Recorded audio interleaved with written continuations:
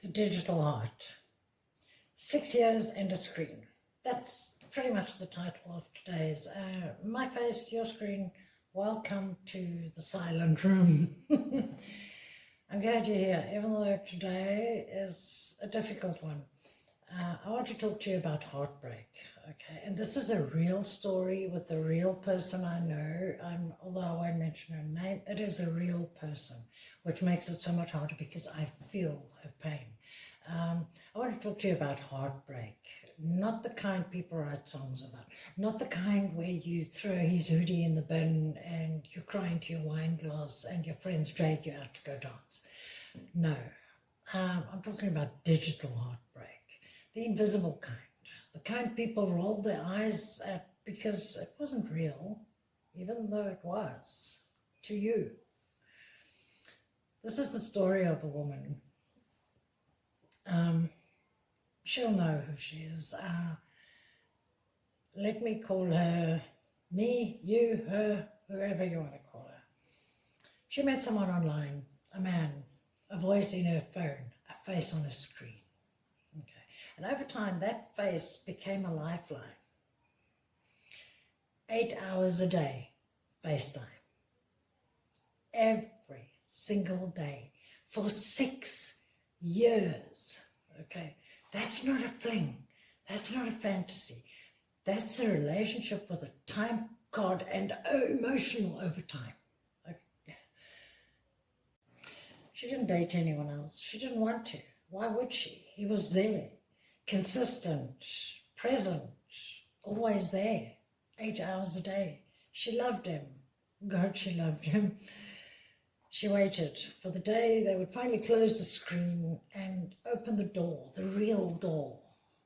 Well, the one that doesn't buffer and glitch and bad Wi-Fi. She waited patiently. She planned her whole life towards this day when they would meet. They were talking about marriage, about living together, about a future, starting a business. But he never came. Countless plane tickets and money spent on Airbnbs, hotels. He never came. There was always a reason, a crisis, a delay, a bad month. 6 years of not yet, 6 years of hoping, convincing herself, if it wasn't real, why does it hurt so much? If it wasn't real, why does his silence now feel like death? Because he has the twist. He's gone now. Not dead, worse. He just disappeared with a text saying something about different paths. He just stopped replying. No fight, no goodbye, no closure, no reason. Just a screen that once held the love of her life now holds nothing but a reflection. They shared mornings, coffee cups in hands. They shared nights, whispering secrets in each other's ears and breathing in silence, just being together for hours. They watched movies. They laughed at silly memes. They cooked in sync. They celebrated birthdays, anniversaries. He knew her dreams, her fears. He knew her like no one else. She shared with him what she'd never shared with anyone. She knew the shape of his hands through the camera. She fell asleep to his gentle voice every night for 6 years. Now the people around her were telling her that, well, it wasn't real. It was online. It wasn't real. But she knows what she felt. She knows what she gave. She knows what she lost. She knows how she feels. Love isn't less real just because it's traveled through Wi-Fi. Heartbreak isn't easier because the hands you missed never touched you. If anything, it's harder. Because you can't grieve what no one else believes was ever there. She talks to herself now, sometimes out loud. She drinks her morning coffee alone while looking at her reflection in the blank screen. She still hears his laugh in her head like a ghost that doesn't know it's not supposed to be there. Her birthday came and she spent it alone. She sent him a text, "Can I call you?" And he responded, one word, "No." So to every woman or man, men never talk about these things when this happens to them. It's mostly women who talk about it. So to everyone sitting out there in the echo of a digital love story, you're not foolish, you're not pathetic, you are human, okay? You are capable of an extraordinary connection. You gave your heart, you meant it, and that matters. That is what matters, okay? And if you're still waiting, still hoping he'll come back, I can't tell you to stop, but I can tell you, don't lose yourself in the silence he left behind, okay? Because you're real, even if he wasn't. Now, I saw what it did to this woman that this story is about. I saw every day firsthand. I was there for her. I was the only one there for her. And I think in life, relationship and breakup, even if you're dating him in real life and he ghosts you, I think that is easier because you've got a real thing to hate. You've got a real thing to walk away from. But digital makes it so much harder because you doubt yourself. She was doubting herself. She was thinking, am I mad? Was it a dream? Was it real? Did I make a fool of myself?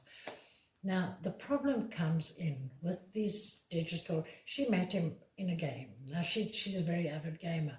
And she's been gaming for years, but she never got involved in this thing. But they're from two different countries. So she didn't, her life was very real, or is very real, where she goes home, she games, and then she closes it, and she goes to work, and she lives life. Where she didn't get involved in speaking to people. She made friends online, but that was just friends. But she didn't grasp the concept that he did with gaming wife, work wife, shopping market, supermarket wife, whatever. She didn't grasp that, okay? She didn't understand that. So when she met him, for her it was real. It was a real person on the other side of the line. For 6 years, she waited for it. She shared details with him she never shared with anyone. So I saw afterwards how it broke her, okay? I cannot imagine her ever being in another relationship, ever. She literally started tempting fate, okay? Going into dangerous situations to see, can she end it without ending it? You know, maybe it was a way of seeing if she's still alive, seeing if there's anything left inside. Maybe it was a way to get out. I don't know. I can't answer those questions. But what I saw was this woman put herself in such dangerous situations where it's a miracle that she made it out, that she got out. And yeah, I don't know. So I'll never know. But thanks for listening, and please take care of yourself. Take care of your heart. Take care of your heart, okay? Make sure you're on the same page as the person that is pursuing you online, that you have the same goals, that you know what you're getting into before you get into it, because it might be different, okay? I mean, I watched this woman turn from a real person into something different. She never wore makeup. She started wearing makeup because he wanted her to. She started the cosplay thing because he wanted her to. She did everything he wanted her to. She changed herself the way he wanted her to be, only to realize it was never real. It was never real. That is heartbreaking. So please take care of your heart. Please be careful online. People will warn you. All these crime channels will warn you about online dating and all these dating apps and things.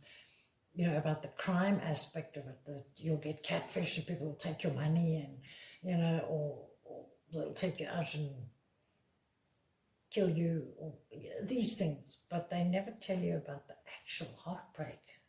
It's real. So, and if you have a friend who's been through this, just know to them it was real.